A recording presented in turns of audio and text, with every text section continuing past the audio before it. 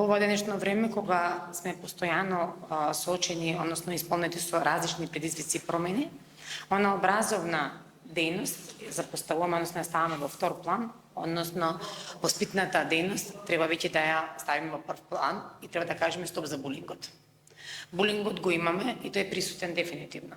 Иако во нашето училиште, значи, секој наставник, наш приоритет како наставници е да изградиме, значи, дете, да изградиме место каде што секој дете ќе биде слушнато, ќе биде сигурно во нашето училиште и гласно да говори за проблемите што има.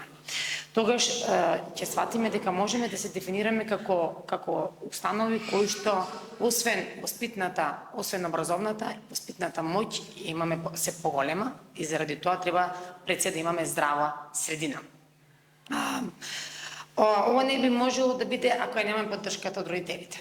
Затоа што родителите се столбот на нашето действување во оваа работа и заради тоа сметам дека со градење на една здрава емоционална личност преку менталното здравје, преку активностите кои што ги имаме за ментално здравје, никогаш нема да дозволиме булингот да биде присутен во нашето училиште.